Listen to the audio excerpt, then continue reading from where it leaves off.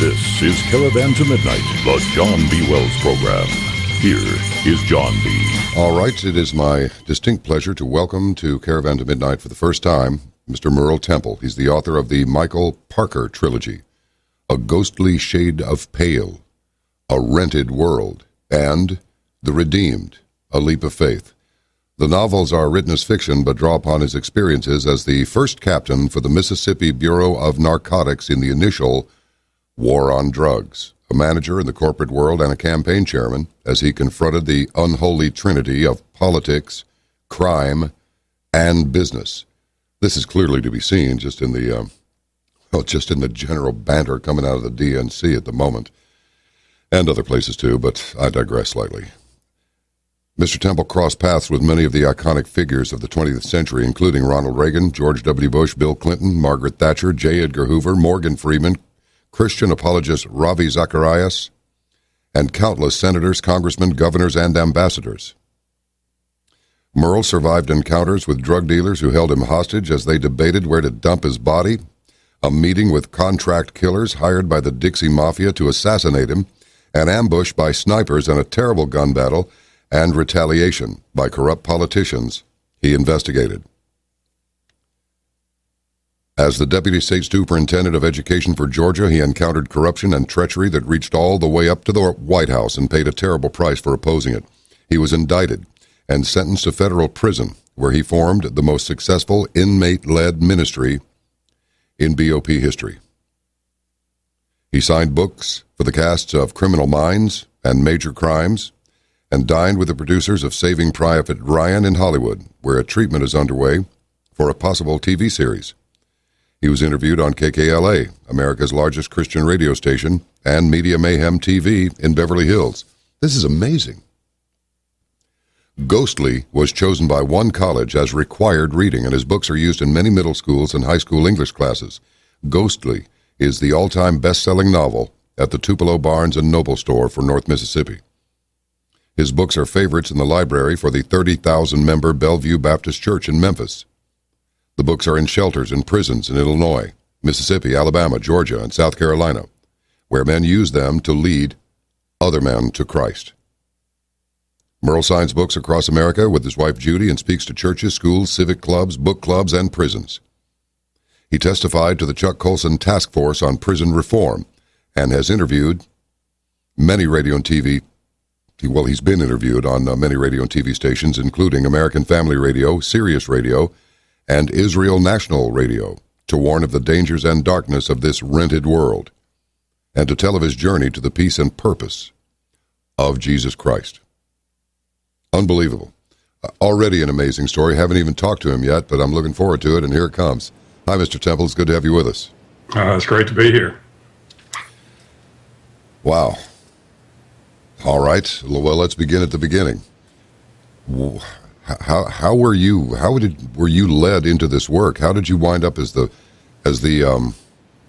you find yourself as first captain for the Mississippi Bureau of Narcotics in effectively the first war on drugs?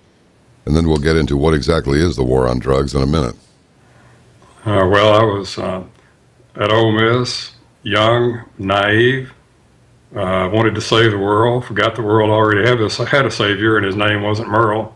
Right. Thought I knew everything. Thought the world was a nice, neat, and ordered place. And so when President Nixon declared the first war on drugs and created the DEA and a lot of spin-off agencies, I left Ole Miss to go into the Mississippi Bureau of Narcotics and learned that the world was not a nice and neat and ordered place, and it was very dark and treacherous, and you had to be careful about who you dealt with, because the enemy, came in many forms and many faces, and sometimes the people who were supposed to be your allies turned out to be your worst enemies. I've noticed as the years have gone by that any time the government declares a war on anything, there's just more of what it is we're supposed to be at war with. Do Do you find that to be the case? War on poverty, more poverty. A war on terror makes more terror. War on drugs, drugs everywhere. What's up with this? Yeah, I agree. It's I worked for President Reagan. I was his state criminal justice chairman, as he always said, the most feared words are, "I'm from the government. I'm here to help you." Right. And I think that's the truism. And I wrote "The Ghostly Shade of Pale," the first book, as fiction, but drawn from my life, and tried to honor the good people that I knew and who were fighting what we all believed then was a good fight. But over time, I believe that war on drugs has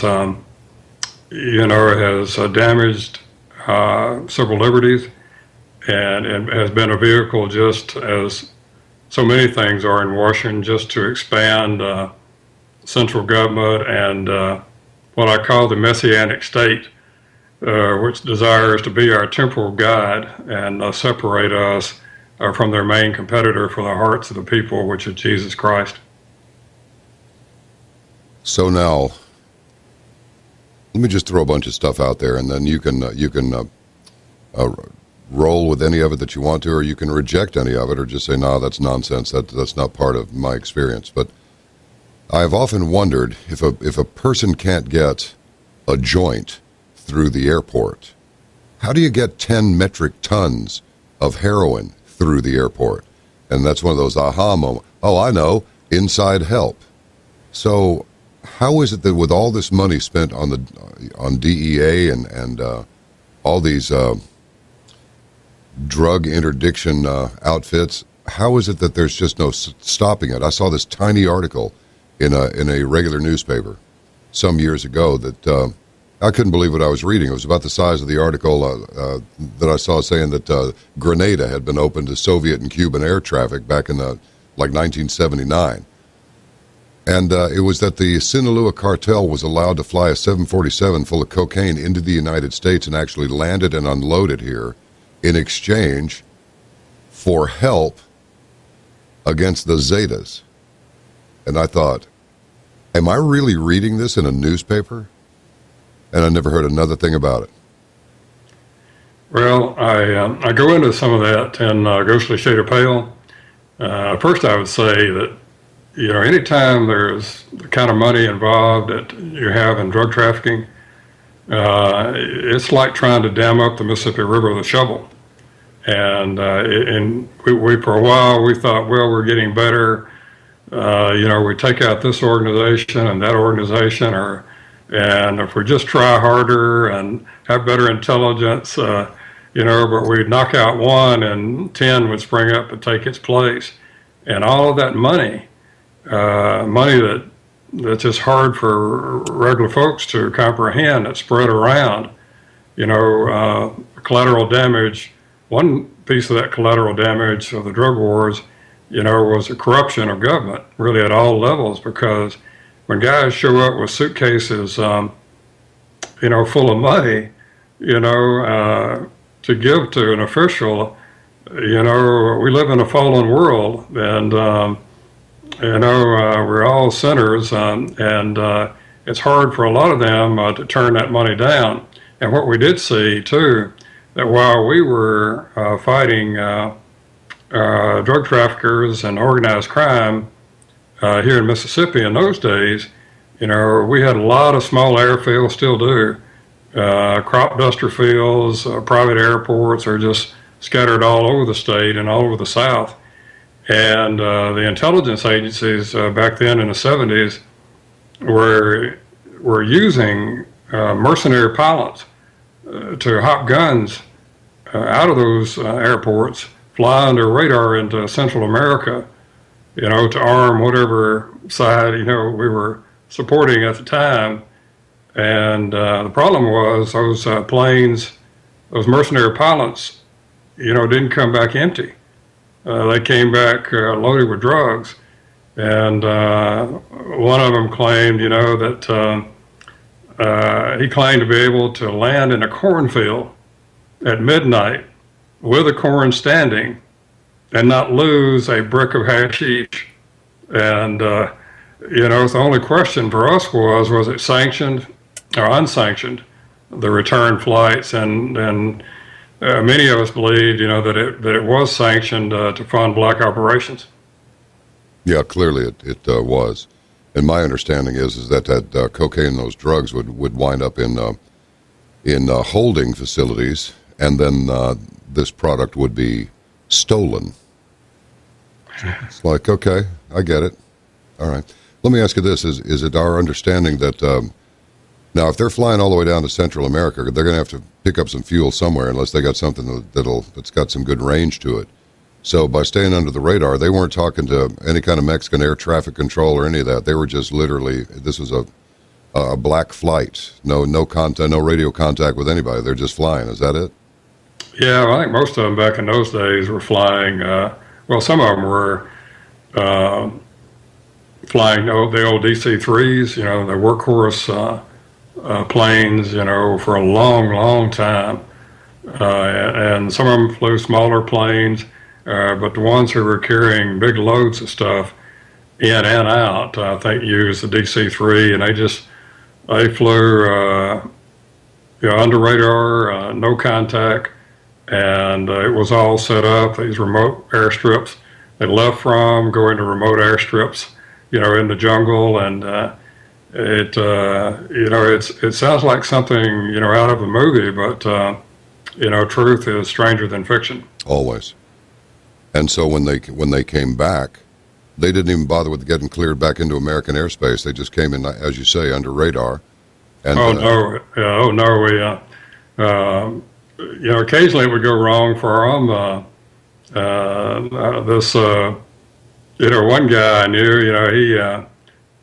he came back in his DC-3, but something went wrong, and he looked out the window, and there was a military jet that pulled up alongside of him and motioned him to land or be shot down. Mm-hmm. And he did land. He had a plane full of cocaine, and they sent him to federal prison for a long time. And but he didn't tell on anybody, and he was rewarded. And last I heard, he was running a restaurant on a beach in his old age. No kidding. So, oh boy, I wonder how much time he got. He got a long time. He got, I believe, over 20 years. Oh Lord, that's not good. Oh boy. Say, going back to these politicians that occasionally would be visited by guys and or girls with suitcases full of money, what would their position be if they said, "I'm not taking the money"? Oh well, that wouldn't be good. Yeah, it depends who you were dealing with too, and what kind of money they were offering. If you were dealing with maybe some low-level people, you might be able to refuse it and live. On the other hand, as this one sheriff I know that I'm writing about now, they just put a little bomb in his utility room off his house with a candle in it, and when it burned down, boom, so so there's some bad people, and I tell people in my speeches all the time that it's just hard to impress on them, just how many dark and dangerous people they are, and how many people they've co-opted, and that there are a lot of people now in public office, and I suppose always has been, people who've decided that they would make that Faustian deal. They'd rather rule in hell on earth than serve eternally in heaven. And some of them I've known in high office, when they get older, you see them, and they don't want to give up that power. But the power was one thing, but as they get older and the road begins to run out on them, they begin to think, and they know what they've done and what kind of life they've lived, and retirement to them, even when they should leave office, when they just can't perform the duties hardly anymore or find their way around Capitol Hill, they're reluctant to because they know what they've done. They equate retirement with death, and they're terrified to stand before their maker. That's very interesting. So people have actually been co-opted into what effectively could be construed by some to be treason. Yeah, sure. Yeah, in A Rented World, my second book in the trilogy, I go into a lot of what I saw in Washington, and I go into great detail.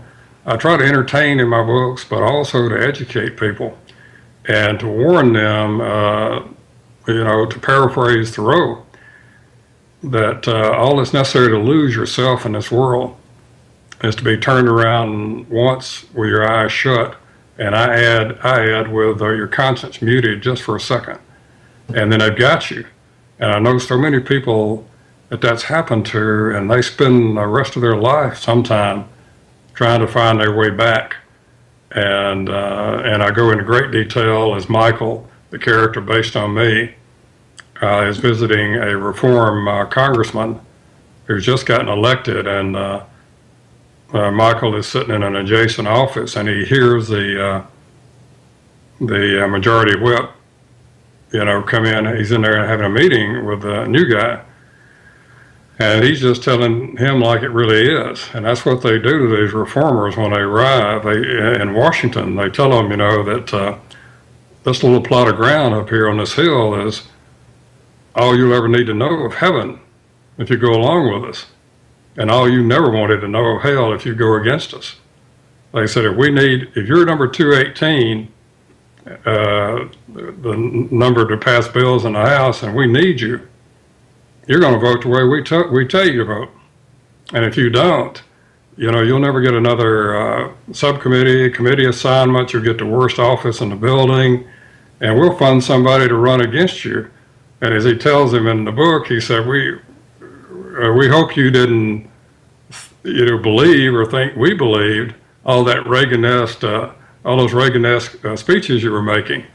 And then they say, but if you go along, we'll relieve you of that fundraising burden, and we have people ready to help you raise all the money you need. And as a House member, you're constantly running, and a 2-year cycle running and raising money, and you play along. You might get to do a few of those high-minded things you spoke about to your constituents, and you might even get a highway or a building named after you.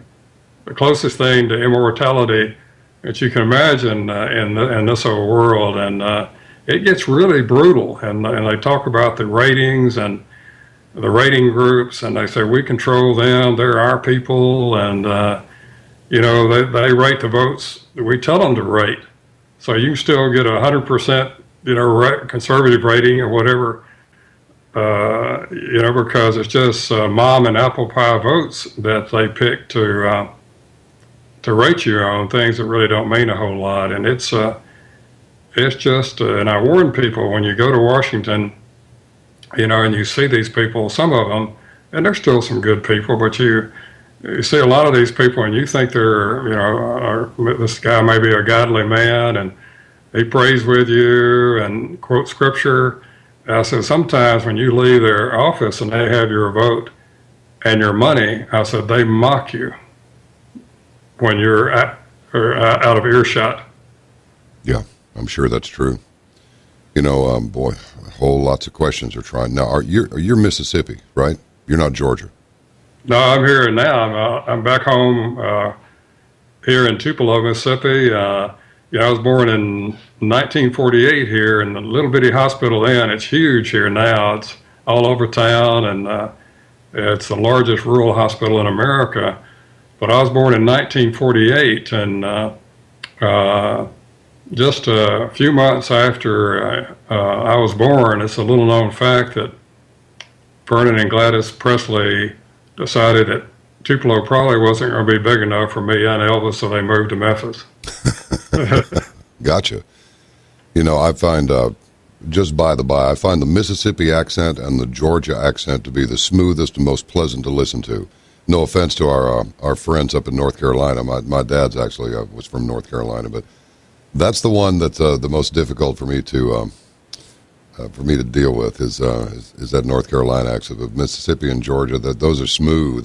Those accents are like well, good bourbon. You know what I mean? Just nice and smooth. Now, I'm wondering about something here, and that is how many people in mainstream media do you reckon got sacks of money? Is there anything in your experience that suggests that it's not just politicians that are getting paid off by drug people? Well, I think anytime you have a system that's awash in money, there can be subtle ways of, may not be direct payoffs, or at least in my experience, it could be, but most of the time I would say when you get off out on the periphery somewhere, you'll find media people or other people, and it's kind of a subtle thing, like somebody that they may know or don't know that's involved, or pretend they don't know that has that have criminal connections. They say, we're going on a cruise this weekend on our yacht or whatever, and we're having a big party. I want you to come along, and bring your wife, and and it's subtle, it's creeping, and the next thing they know, they're kind of in, and when you get in, it's very hard to get out, and then they begin to ask you for favorable stories in the media, and and that type thing. So while they may never meet in a dark alley. Of course, most of these people I've met, you wouldn't want to meet them in a dark alley. No. But in some clandestine place to take a satchel full of tax-free money, probably not like that. But it's that subtle thing, and then and there's just so much. It distresses me because when I was still at Ole Miss, we would debate, the great issues of the day, which the university settings is supposed to be all about that, and then we go to lunch together if we disagree. But today it's not like that anymore. It's free speech is not valued, and everybody hates their opponents. They want to destroy their opponents or shout down their opponents, and that just washes over into the media. And when I was growing up, at least a lot of the media pretended to be, not too biased, but now it's just out there and open. You can see the agendas on all sides or both sides, whatever. And it's just very sad to see what it's come to here in America. Well, Merle, let me ask you something. Where are we here in America now? We hear about all these, and this thing about I was popping off a little earlier in the this is only Tuesday, so I guess it was yesterday about Vlad Putin supposedly. Oh, it's the Russians that hacked into the DNC. It's like, I think this is just another. Today, after having slept on those thoughts, I'm thinking that that's just another method for vilifying Russia, and you probably got some activists out there, maybe some people on the inside, that are trying to do everybody a favor. There are people in the security services who are not happy with what they're being asked to do. They're good people. They're good analysts. They're good field agents, and they still maintain. They haven't put themselves spiritually in a position to compromise their principles. Like forgetting they have any. And when you see this stuff get leaked out, where you have people all the way up to Hillary Clinton promising positions in government to those donors who come up with the most money. I mean, that should be a jailable offense, but nothing gets done.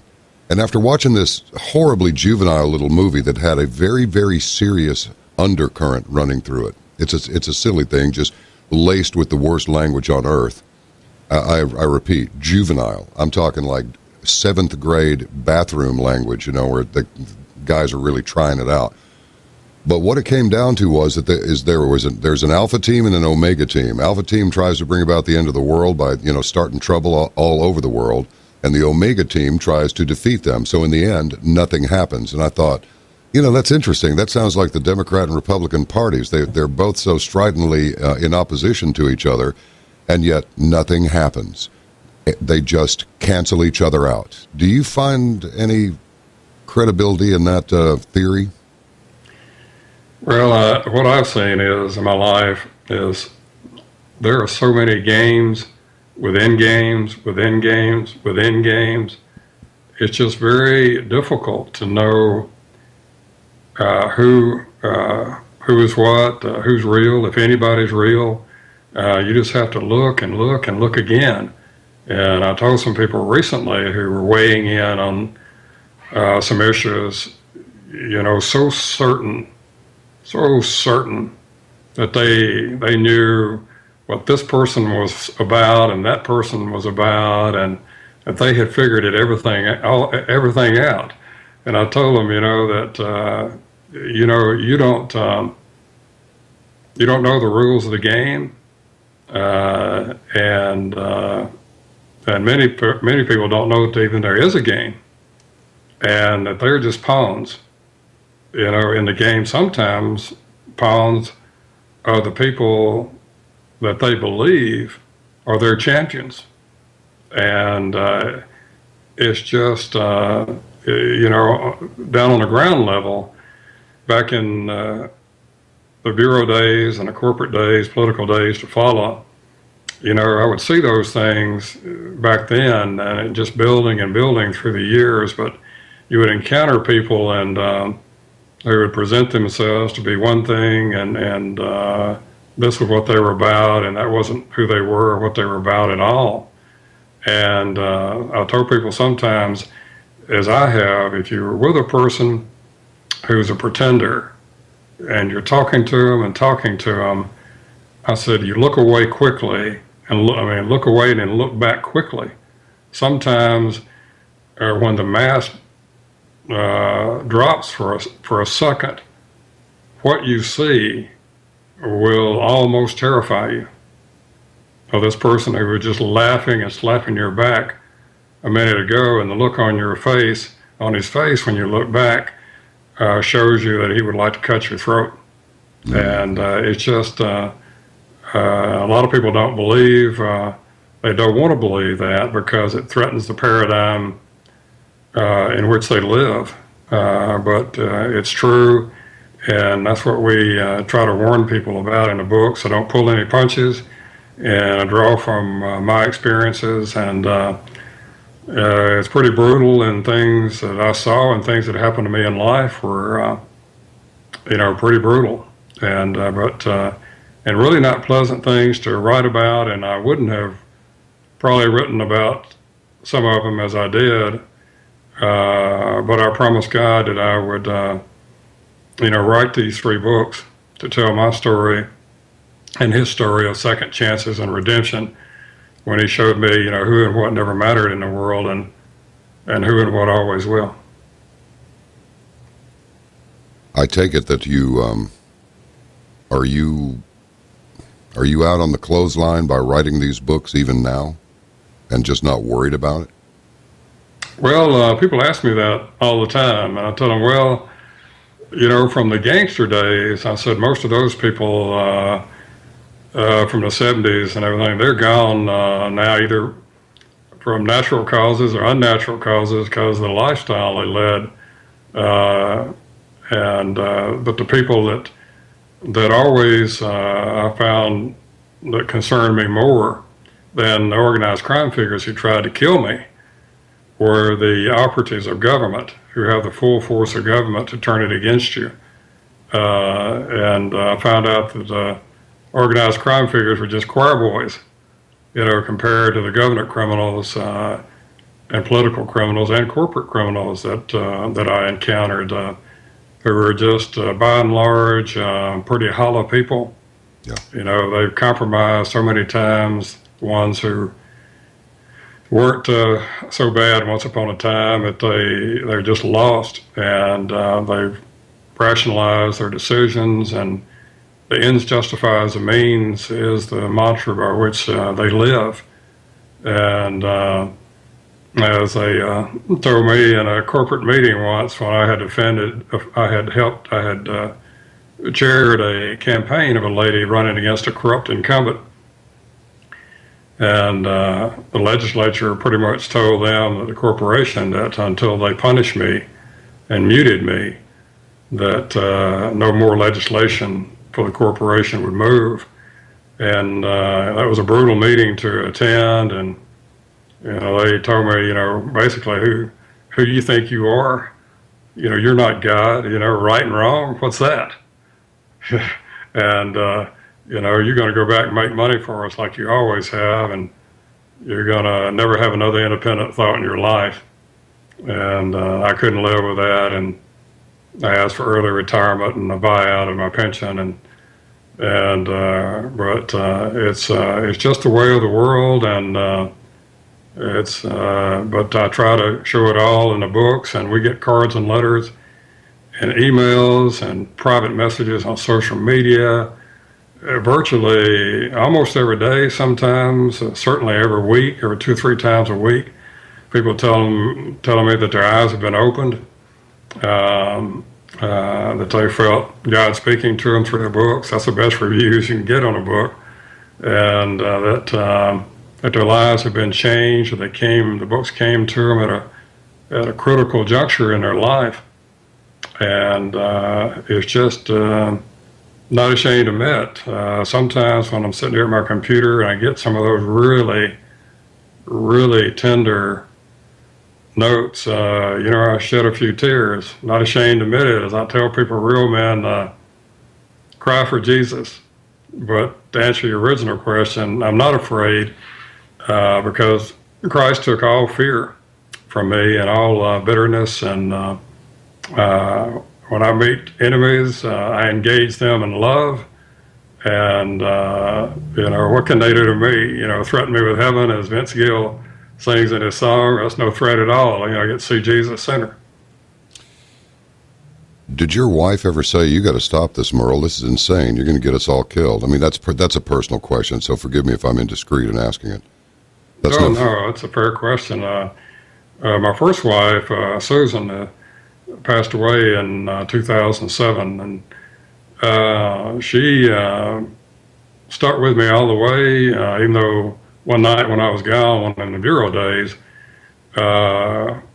they tried to break in the house and were shouting things at her, and sweet, gentle spirit that she was standing at the back door with my 30-30, cocked and crying and shaking. But she never asked me to stop, only to be careful. And my current wife, Judy, she stands by me 100%. And she asked me the same thing, just be careful. Sorry to hear about the loss of your wife, but happy that the wife you have now is with you. That's got to be rough. So what about attempted sniper attacks? I mean, tell us how they tried to lean on you, and what'd you do to avoid getting snuffed out by these bad guys? Well, in the books, I try to tell some entertaining stories, and they've been well received.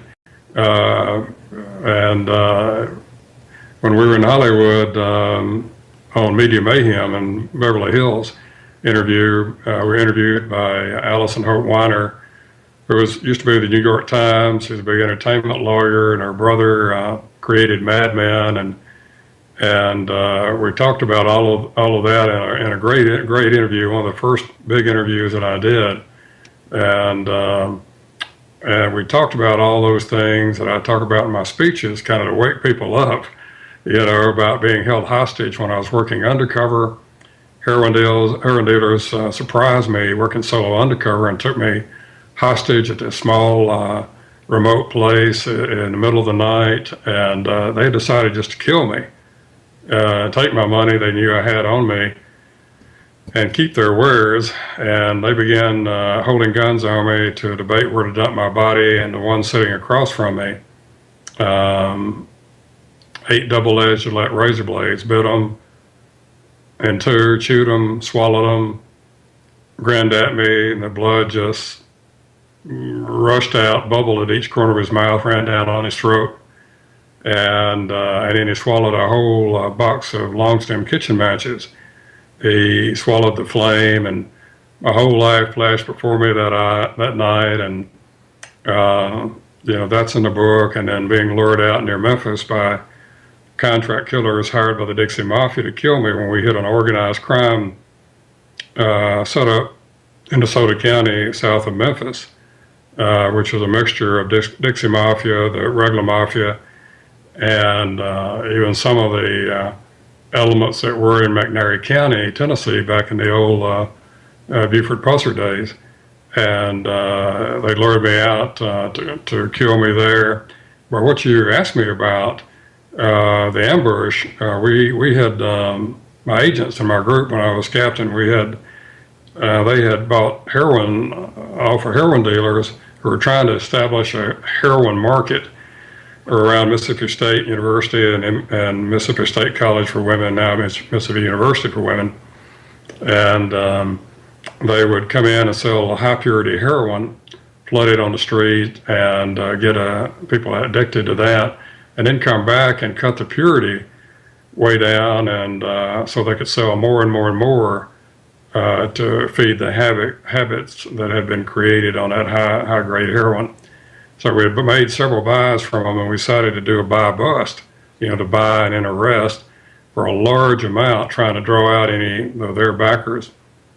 And on a cold, dark afternoon in November, I was leaving the headquarters to meet the agents to finalize the parameters of the deal, and I ran down from my office in Tupelo and jumped into my car, always running late, and put my hand on the gear shift to leave. And when I did, the spirit filled up my car, just wrapped all around me, all through me.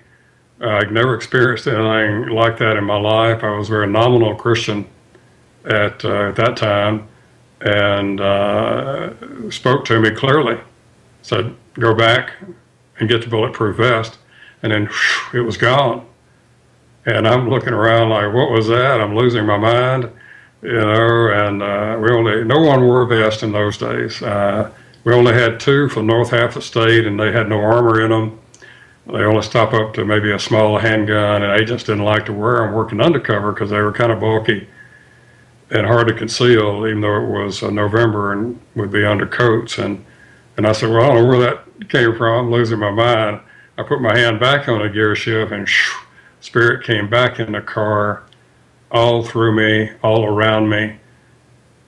And so it wasn't optional this time. Go back and get the vest. I threw up my hands and said, okay. I got the vest, met the agents, asked them to wear them. They didn't want to. I said, no, humor me. I said, don't ask me why. And we tried to keep the deal in town in Columbus, so we would be able to stay close on them, because I was very nervous, as you might understand, after that encounter. And so we'd have buildings to hide behind. You get out in the country, it's kind of tough when you're doing a big deal, and the other guys say, hey, who are those people down the road? They're watching us. And so, but then the deal got away from them. They went south of town, out on this road, and it turned down on this high levee, and went through this swampy area, this high embankment and deep depressions on either side. And a little ways up was this railroad that crossed. And so, of course, there's a big high railroad trestle coming through that low area. And right where the track joined in to the road was a clump of pine trees. And that's where they had the sniper sitting there behind the pine trees with a high-powered rifle. And so we were listening on the body transmitters that the agents had on. They were cutting in and out, and we heard, bits and pieces coming and going, chopped up conversation about the drugs, the money, and Then we heard arrest, and it went out, and my heart's in my throat, and then it pops back on, and I hear ta-ta, ta, ta-ta. And then the radio erupts with agents on all sides telling me, Merle, they're under fire, they're taking fire. We come across the levee, caught in a crossfire, gun smoke just hanging in that frigid air that day. I don't think I'd ever seen a storm quite like that day. It was these dark, rolling charcoal clouds, looked like they were trying to squeeze every bit of light out of the earth. And it did come a hard freeze that night, everything from Jackson, Mississippi to Corinth with a sheet of ice.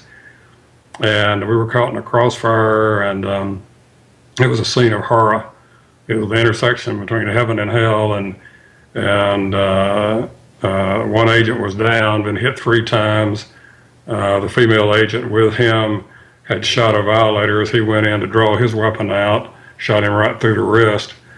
And a lot of things were going on, and she was on the radio talking to me, and she got her partner into the car. She said, "He's hit bad, Merle," and it was just, your worst nightmares come true. And we finally the sniper fled, and we secured the crime scene, and I went into the hospital.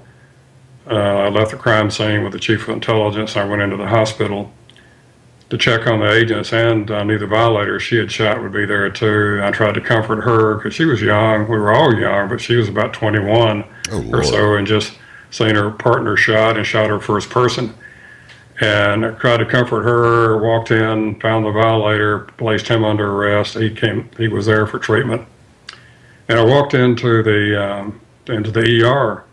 And there was my friend and agent on the table. They were cutting the clothes off of him, and that white vest that God had sent me back to get was now crimson, soaked in blood.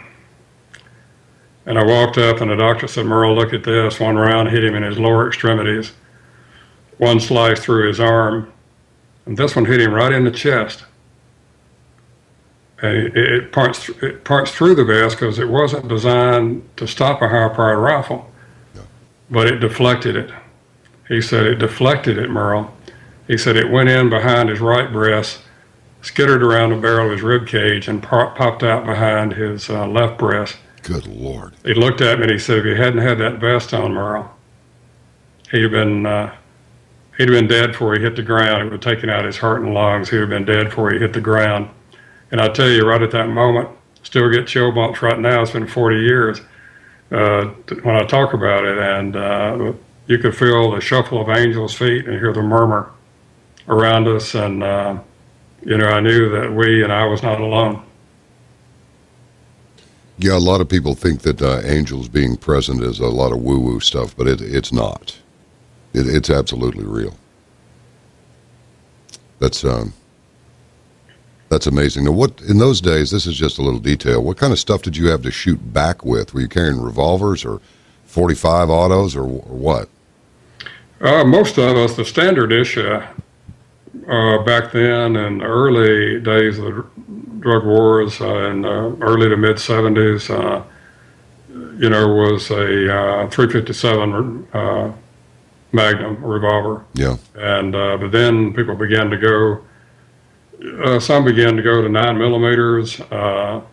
We had a brief encounter when Dirty Harry came out. Agents wanted to carry the most powerful handgun in the world, and the right. 44 Magnum. And someone down on the Gulf Coast, prior to a raid, we had a group of motel rooms all in a row, 8 full of agents getting ready for this big raid, and somebody accidentally discharged their Dirty Harry 44, and it went through the walls of about 4 or 5 motel rooms. And no, that ain't no good. By the grace of God, no one was hit, and immediately the director banned the 44 Magnum. Yeah, too much collateral damage potential there. Wow. Oh, I remember. Speaking of movies, I reference movies a lot because so many people have seen them, and various pictures, and so I can kind of get to the point. I think at least quicker than just like laying it all out, but instead of just answering a standard or asking a standard question. But I remember in The Godfather when Michael is talking with Keaton, is it Diane Keaton, something? Right. Yeah, about Luca Brasi going, and he takes Luca Brasi. Vito Corleone takes Luca Brasi with him to go and do a deal, and Luca's there and says, listen, either your brains or your signature is going to be on the contract there. And they get to talking about crime and this and that, and she makes the comment, well, but Michael, senators and congressmen don't have people killed. And Michael says, who's being naive now, Kate? Okay. So who are the bad guys these days? You know, we've all been led to believe that all the way back to the Three Stooges days where, you know, somebody who's doing a fairly good job of playing FDR, but says circumstances, just to throw in a little humor there in his FDR character, is going to take care of Jimmy's operation, and yes, sir, Mr. President, and it's just all 100%. They're patriotic, and they support the president, and all of that, and they're ne'er-do-well, so they're always on the run from the cops a little bit over some stupid little petty crime that they've been either sucked into or actually did through stupidity. But after a while, you get to wonder, who are the bad guys? Who are the baddest guys? And I get into all this psychological stuff. It's like, okay, we're expending soldiers' lives and limbs in undeclared wars like now. And then, of course, when they come back over here, the VA doesn't, according to all reports, they're not treated very well there. Now, there are isolated cases where they go, yeah, the VA's great. This is just a bunch of nonsense. But by and large, we're getting a lot of chatter out there about how badly they're treated. So I ask myself, okay, if we had a draft now, and I'll get to the point as quick as I can. If we had a draft now, there'd be a lot more people, I think, protesting these conflicts that our soldiers are being put into. Okay, fine. But we have a volunteer army. Okay, that's fine too. Somebody needs education. Some of them need citizenship. Some of them need a job. And some of them want the juice. They want the action. I'm sure a few people have joined the military to find, hey, you know, maybe this is my opportunity to do some killing of people legally. I get all of that. So if you've got your senators and your congressmen and other people in government that are prepared to send people to go and do their dirty work for them, the dirty work that they need done, I'm thinking that these guys that are chewing razor blades and swallowing kitchen matches, these are the psychopaths who have found some employment that will allow them to do their dark deeds, and they'll get paid for it and so forth. But I'm just wondering, when you take out the psychopaths who are willing to do the killing, and then you fix your attention on the psychopaths who are ordering the killing, who's worse? The drug lords or the people in government who have been compromised? They know they've been compromised, and somehow they're able to square it all up with their consciences so that they can continue to be compromised with this imaginary and somewhat temporary reward at best. Yeah, that's where you just kind of captured, you know, one of the main threads running through the novels. And,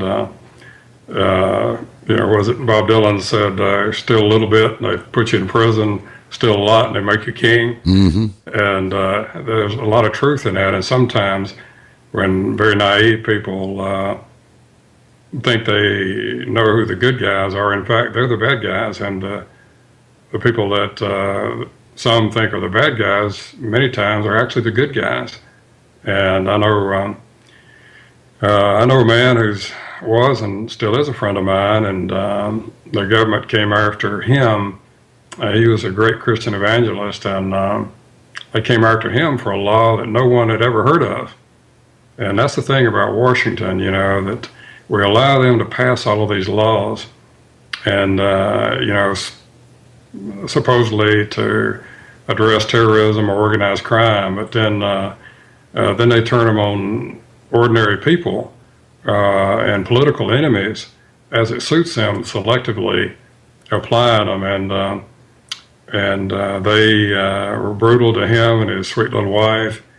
And when they raided the little Christian place that they had, and sweetest people you'd ever want to meet, and he said, "What have we done?" and they told him structuring. He said, structuring? What is structuring? And he ran a place where parents and grandparents brought their children and grandchildren to learn about the Bible. And he hired guides who were students at the local Bible college to be his tour guides, and they paid them, out of their accounts every week, made payroll. And most people don't know that banks are required to spy on us. I think they may have adjusted the level even downward now, but it was for a long time. It was $10,000 if you withdraw or deposit $10,000 into your own account, your money, paid taxes on it, everything. Banks notify the government. Yeah, I think they still do that. I think it's less than 10 now. Yeah, and if you withdraw, say, $7,000 this week, $8,000 next week, like he was doing to meet payroll, they just come in and indict you for structuring your withdrawals to avoid the $10,000 reporting limit. And they indicted him for like 40-something counts of structuring. Totally made up law. Yeah. And he didn't owe the government anything. And, they gave him 10 years in prison. And no one could believe it.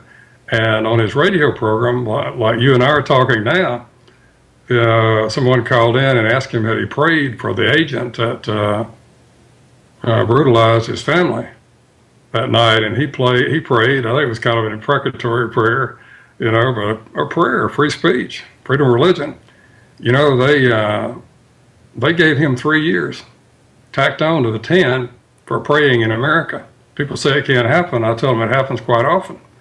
And so he goes away, tarred and feathered in the cooperative press as being this great threat to society. And right after he's sent away, and they just made life as hard on him as they could for the entire time he was gone, because he wouldn't bow down before the Messianic state and he wouldn't give up. But after he left, the federal prosecutor, who was held up as this pillar of virtue, and I saved you from this terrible Christian, true story, it's in told as fiction in my third book, The Redeemed. He boarded a flight in Florida and flew to Detroit to have sex with a 5-year-old girl. It was a sting, but this is who this guy was. And it was a sting this time. It was not a first time for him, but it was a sting this time. And when he got off in the airport in Detroit, looking for the so-called parents who were selling their child,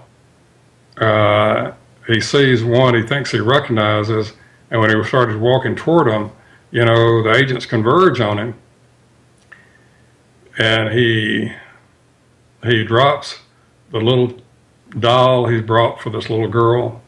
The cheap little beads break and bounce across the airport floor, and rolling down the floor is a jar of jelly that he's brought with him. This is the world we live in, and people want to look away from it. A jar of jelly?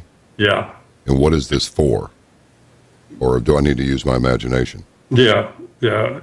What kind of a freak would want to have sex with a 5-year-old? I agree with Dennis Miller. I heard him say one time during one of his stand-up routines, if you feel the urge to bleep a kid, you need to just kill yourself. And I completely agree with him. I really do. But it was a great story for me to use to wake people up. And I finished that chapter by saying all the people in the airport, who were watching this, they were saying, wow, who is that man? He must be bad. He must be evil.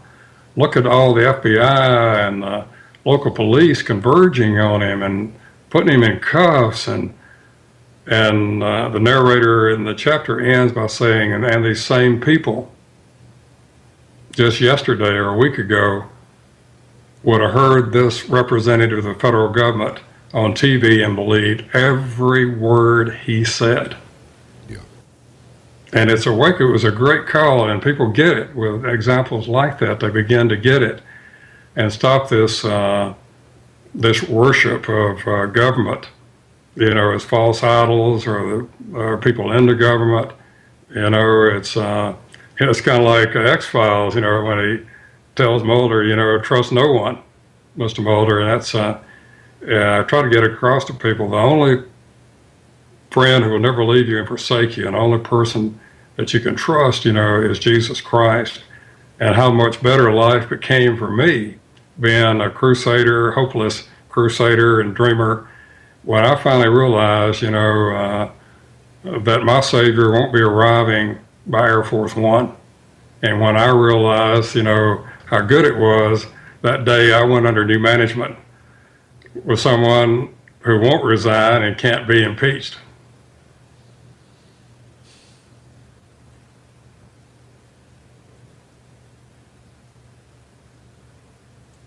All right, let me ask you this. Merle, how did you get out? How did you get out of this? I mean, this like tornado of crazy and crime and corruption and conspiracy and betrayal. It's just like, it's almost as though, I'm listening to you speak and I'm thinking, if I were in your position, I'd have had a lot of Lysol in jugs around just so I could, take a bath in it every night. Yeah, it's a good analogy or metaphor. It's like that, and I've had those moments in my life where, I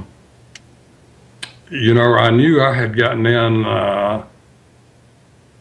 too far and too deep into it in my quixotic quest to slay dragons and tilt at windmills. And in the second book, Michael finds out that the dragons are bigger and nastier than he ever imagined, that they're just waiting there to gobble him up. And he learns how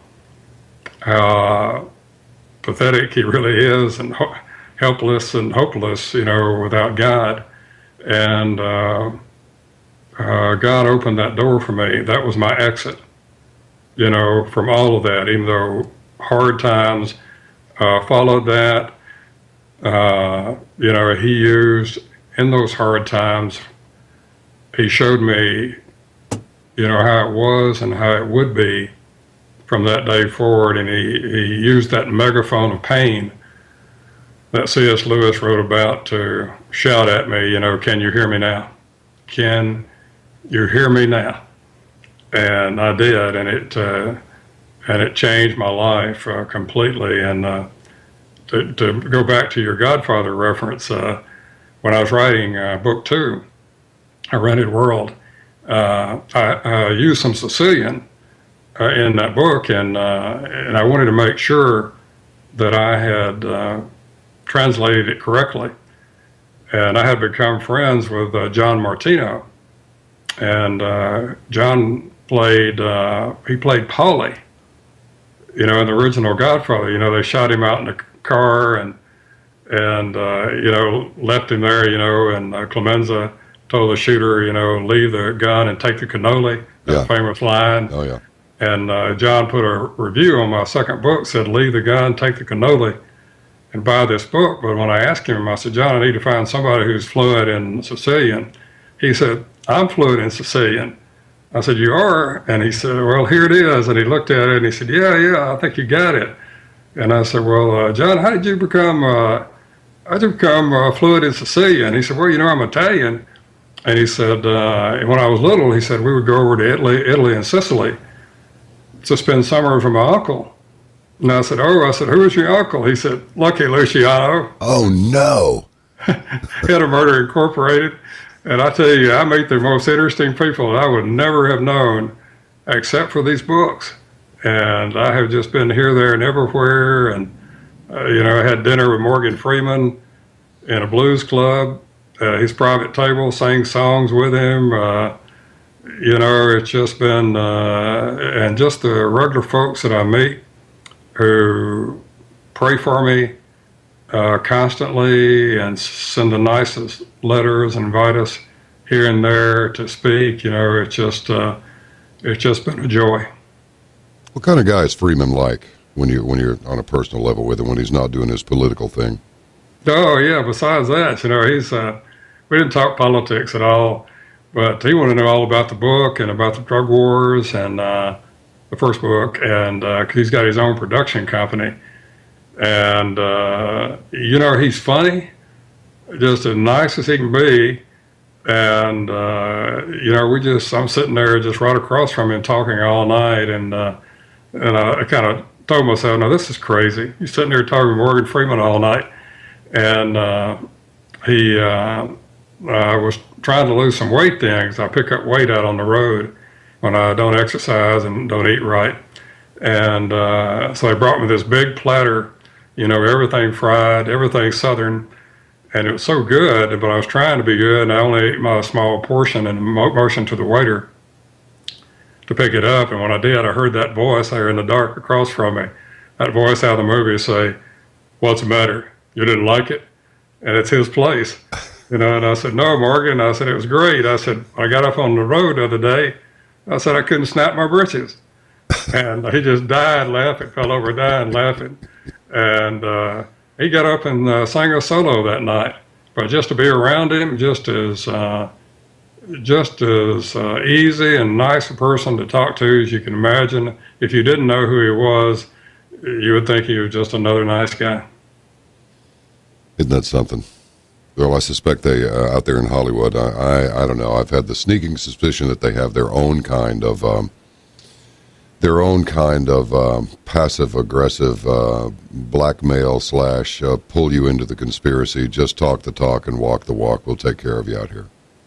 Yeah, I think it's probably from what I've heard from friends that it's very hard to be a conservative in Hollywood, and I talk about people in the closet and out of the closet. Well, I think there are a lot of conservatives, who are in the closet because of their political beliefs and afraid to come out and declare themselves for fear that they won't get any work anymore. And but that's not just confined to Hollywood.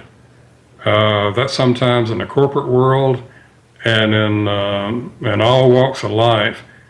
If you got folks who are in bed with government or getting government contracts or whatever, and you think you're free to go out and work for the candidate of your choice, that this is America, a lot of folks find out, well, not so much.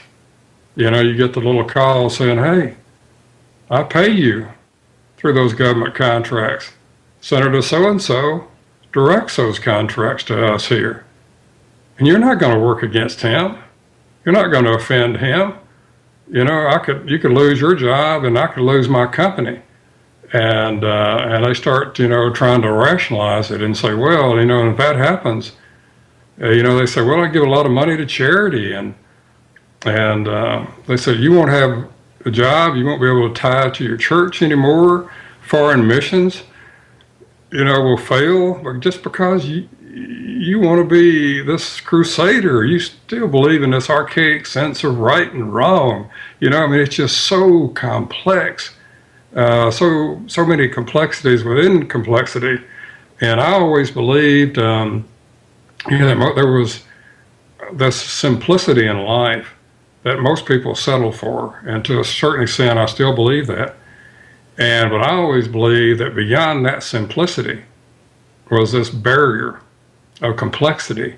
And if you strained and worked and read and fought and kept the faith, you would burst through that barrier of complexity and emerge out on the other side and find truth and simplicity, all the things and the peace that I so desperately sought all my life, not knowing that it was Jesus Christ all along right there with me was what I was seeking.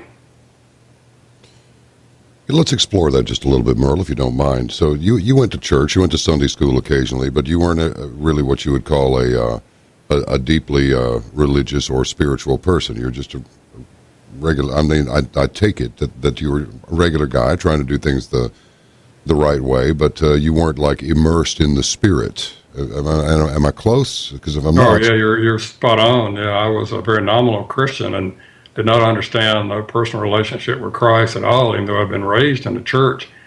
I was engaged in what I call full-blown, works-based salvation. That I'd be as good as I could be.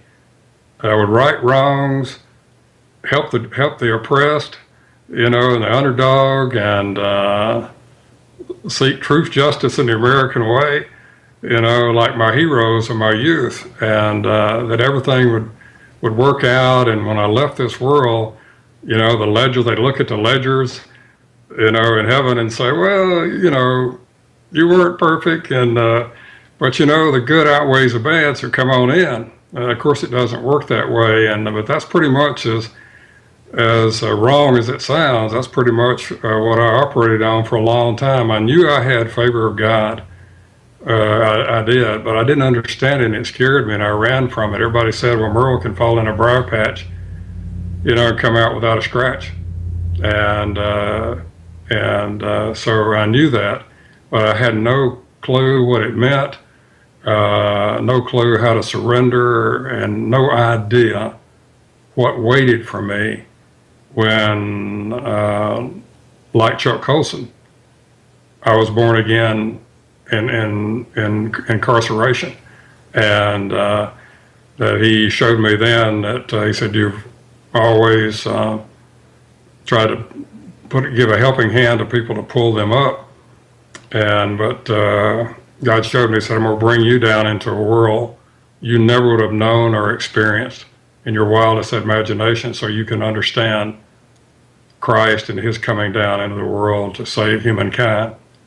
And my whole life changed.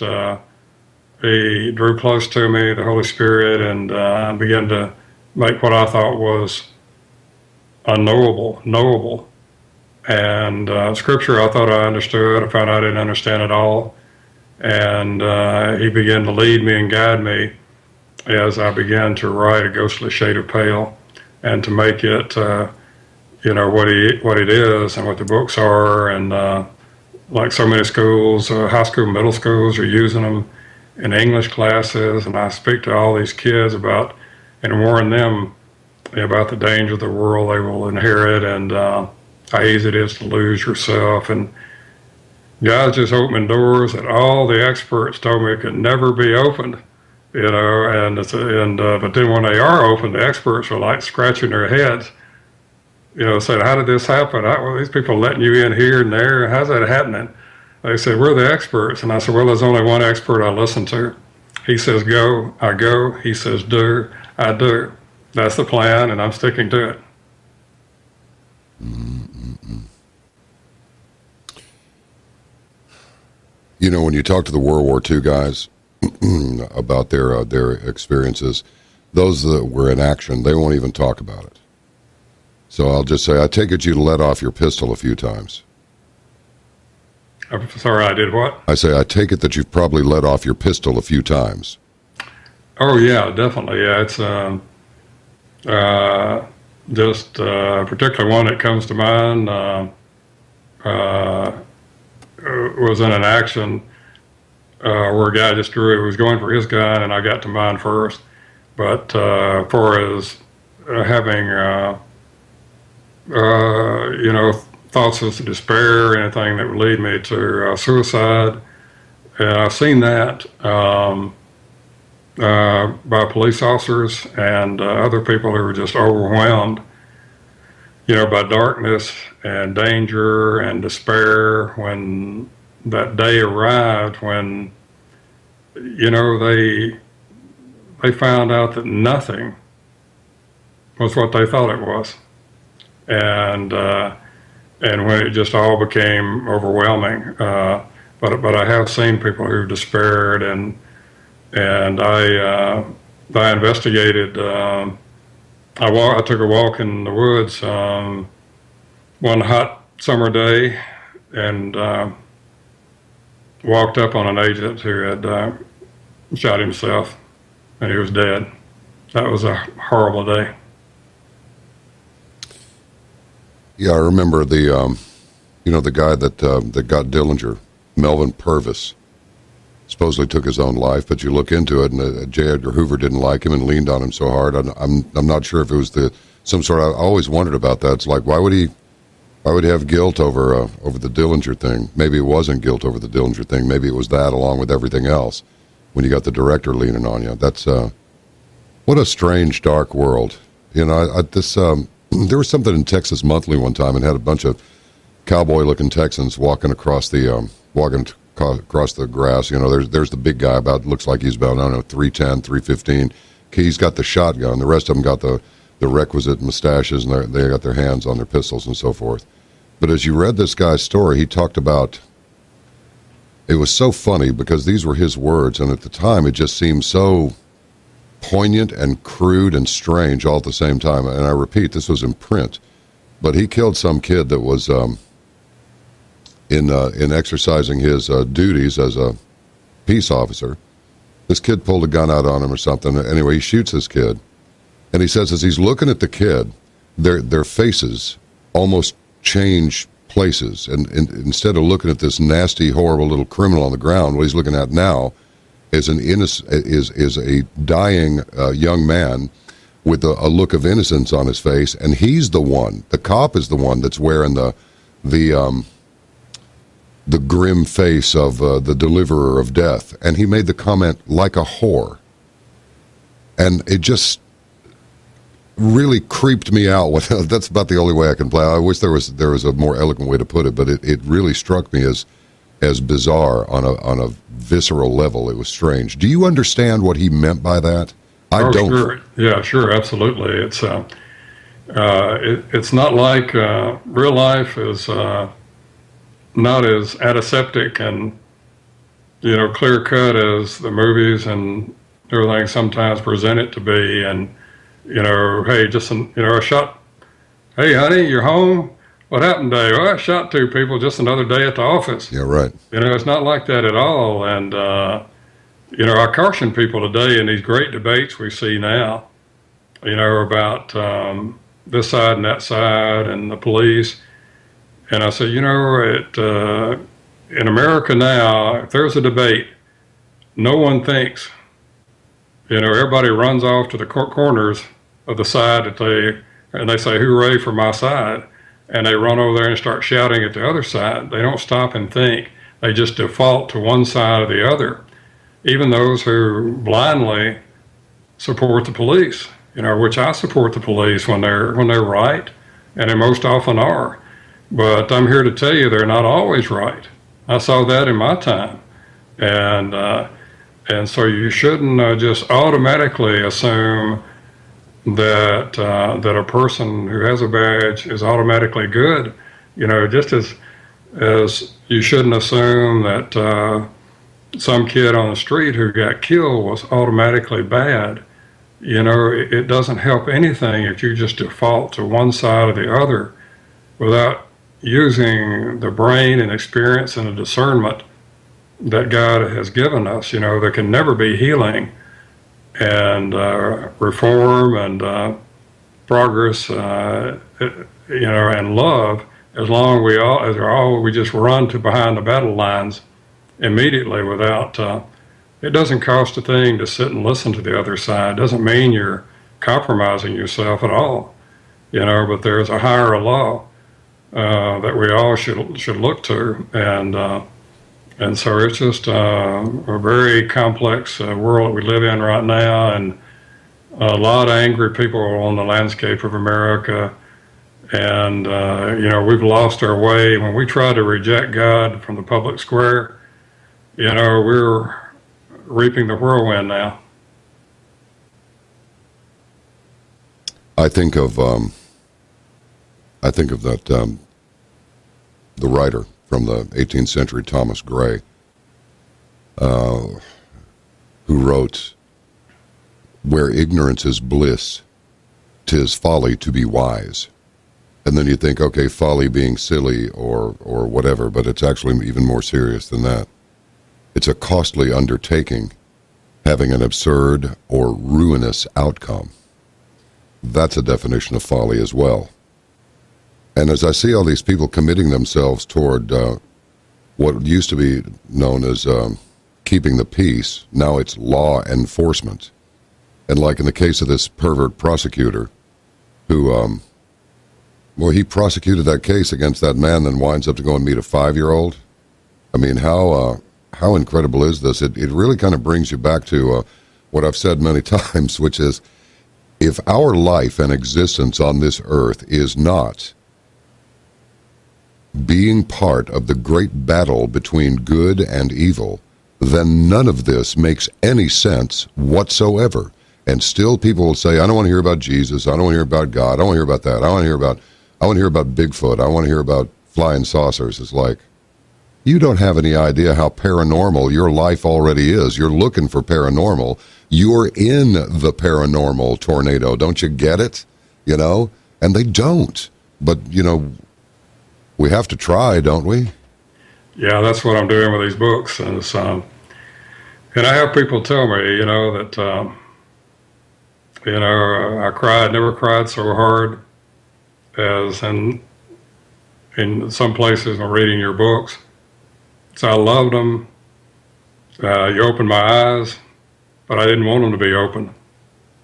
You know, I remember what it was like, you know, when Adam closed, and I was so certain, you know, and they long for that in one sense to return to that, but they know they never can. And so that's what we're trying to do is open hearts, you know, one person at a time to the approach of the Holy Spirit, and to remind people, you know, this is not our home. If you're a Christian, this is not our home.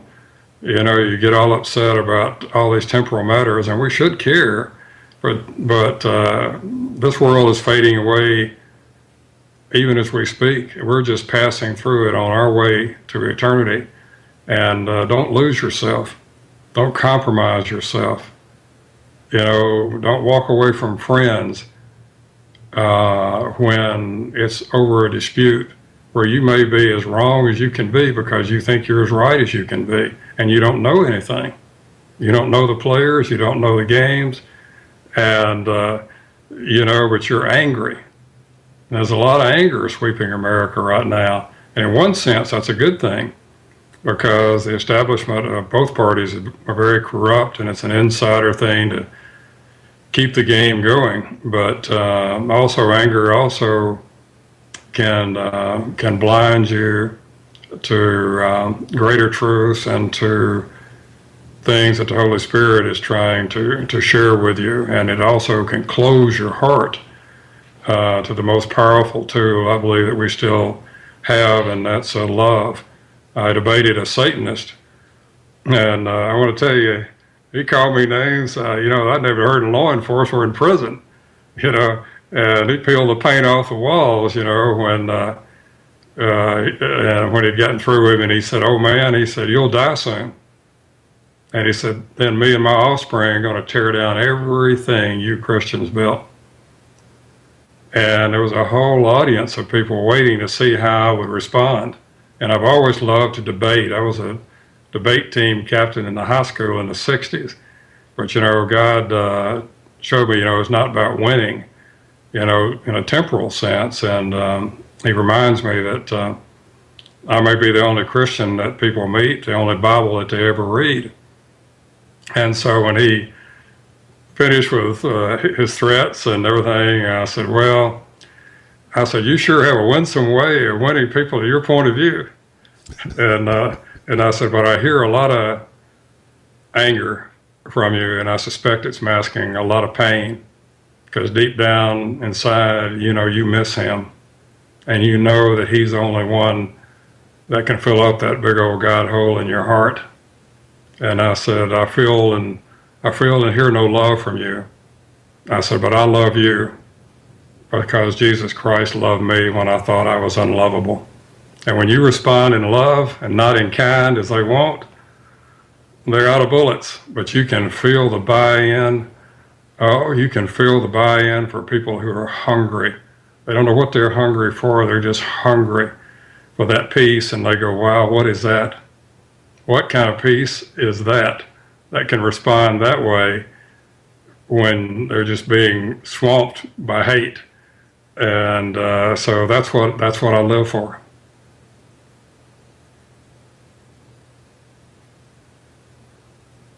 I'm not often at a loss for words, but I was there for a few seconds. That's about the most beautiful thing I've heard in recent memory, you know, and I don't remember what it was before. I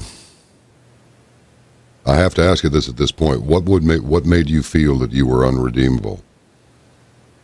Oh, just mistakes that I'd made, putting myself at risk, in a battle that really wasn't mine to fight. And my first wife had been ill for a long time, and I had been her caregiver for a long, long time. And I realized when I put that at risk to be, captured by the government and taken from her, and then she died shortly after I left. She was in bad condition then. Hardest thing I ever had to do was to leave her. And she believed in me up to the end and told everyone who would listen to her right up to the end that she said that God is going to use him in a mighty way where he is. But, you have that sense of guilt, and you should have been a better person. You should have been stronger, smarter to, enter those battles and put yourself in so much at risk. And when she died and I was inside, I was grieving, and I was, we had gone through many things together, but I was grieving, and I was lying in my bunk in a fetal position with a little radio, little earbuds in my ears, trying to pick up a distant Christian radio station that we could get if the weather was right. And it'd have static in it and everything. It was something I listened to when we could get them. But that day nothing was available, just roaring static in my ears, and that was fine because it just shut out the reality that I wanted to escape from that day. But I was lying there in my bunk, and all of a sudden that static went away, and the most crystal clear transmission I had ever heard that we didn't get there for any broadcast came through, and it jarred me in my ears. And a voice that I had never heard, and I'd heard them all, the preachers and people on the radio, but the one I'd never heard and never heard again said very loudly, "You there, challenging me." And it startled me. And I sat up in bed, and he said, "Yes, I'm talking to you. It's not noble what you're doing, lying there, wallowing in your bed of pity. Now you get up from there and you get about your Father's business." You heard this? Gone. And I did. I got up and got about my Father's business, and we started against all odds a Christian movie ministry to lure men in who would never darken the door of a church, but they liked movies. They understood movies and TV, and thousands and thousands of men were exposed to the gospel in 3 different prisons. And today, since that was started nearly 10 years ago, today they go on. I'd pass them off when I would leave one place, pass them to another man who would pass them to another man, and so on. And they still go on, and they called me from the first prison there, a lady who was very kind to me and who helped me. And she said, "It goes on, it's packed out. It's now in English and Spanish." And she said, "What you started for the Lord endures."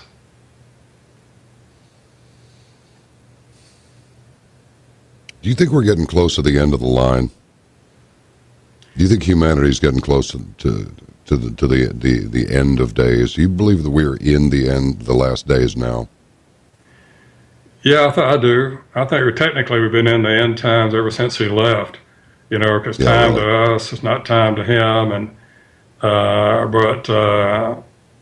have been people before us, generations before us, who thought his return was imminent. But I get a sense now that if you really look at things, and I sense, that we might be nearing that time. I tell people, I just told some people, I said, you're living, like you're going to live forever. And I said, one day soon, he is going to return with his big ring of keys and say, the party's over. It's closing time. Yeah. And I said, you need to be prayed up, preached up, packed up, and ready to go. It's always later than we think.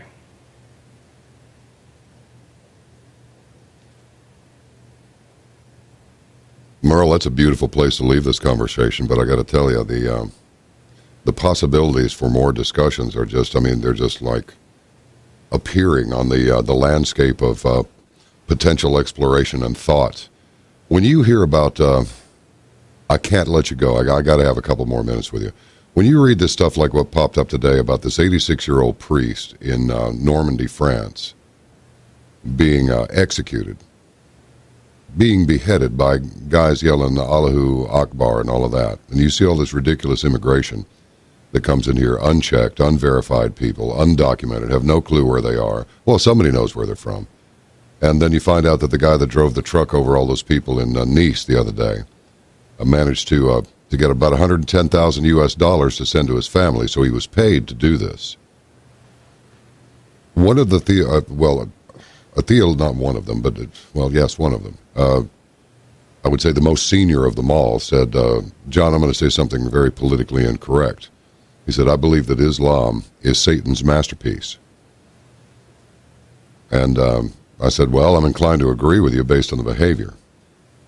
But how are we what's the best way for us to wrap our minds around what our government and governments of other Western countries are doing to admit persons who want to destroy Christianity and any remnant of Christianity? And they certainly don't want anything to do with the God of Abraham or his son, Jesus the Christ.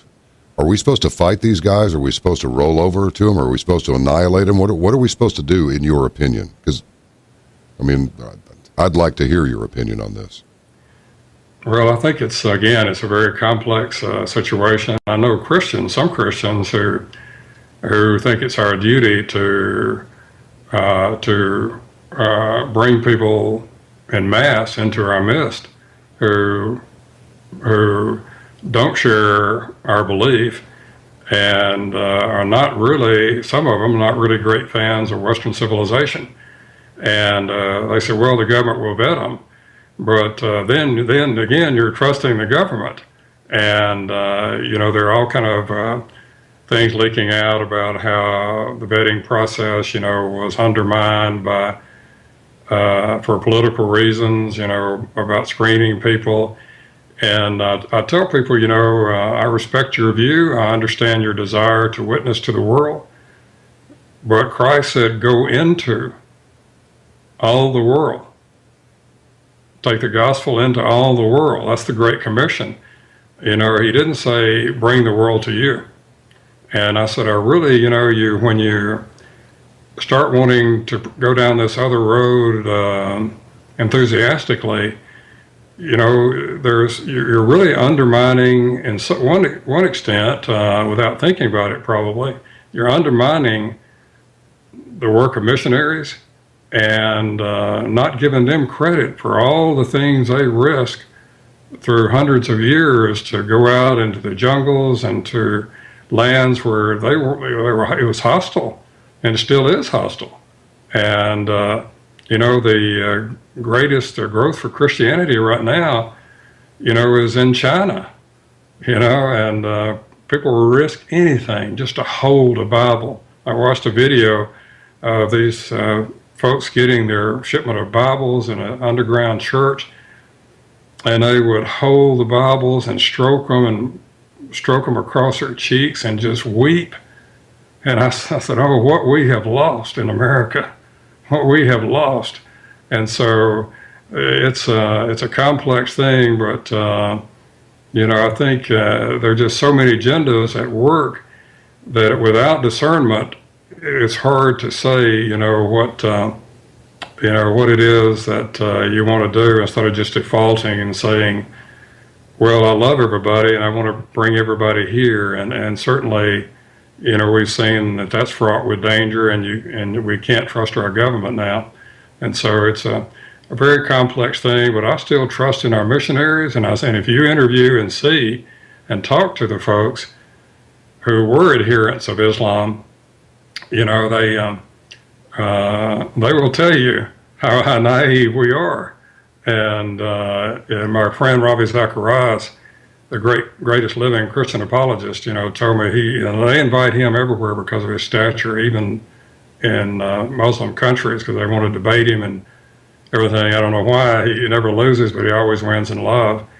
But he talked with this professor after Ravi spoke at this university, and the professor said, "Can I ask you some questions?" And Ravi said, "Certainly, if I can ask you some questions." And after he asked Ravi his questions, Ravi said, "I have a question for you. What would you do?" He was this mild-mannered, academic guy there with his face on, and he said, "What would you do if your daughter came home tonight and told you she'd fallen in love with a Christian?" He said the facade melted away, face contorted in anger and red-faced and hate. And he started screaming, "I kill her, I kill her, I kill her." And Ravi said, "You would kill your own daughter?" And a man tried to recover because he knew that he had exposed himself. He said, "Well, no, I turn her into the state and let the state kill her for me." Well, that's better. Wow. Yeah, it says in Scripture somewhere, if you continue to let these groups in, they're going to be a thorn in your side from now on. And I was looking for the passage, but I have not found it. Well, Mr. Temple, I have to tell you, I've really enjoyed our conversation, and I feel compelled to just not only say that, but to also say that in the manner of the late Patrick McGowan, you really have gloriously illustrated and vindicated the right of the individual to be individual. And I hereby induct you into our Order of the Ark Knights, and this assembly rises to you, Sir Merle, if you will. God bless you. Well, it's my pleasure to be here. Thank you so much. We'll reconnect again in the not-too-distant future. I look forward to it, and I look forward to reading your books. The accolades for his work, everybody, is extraordinary. I mean, they're saying things like the next superstar author should be sent around the world, shows how to rise from the ashes. That's from the Southern Writers magazine, Southern Reader magazine. He is to writing what Rembrandt was to art. He creates written masterpieces.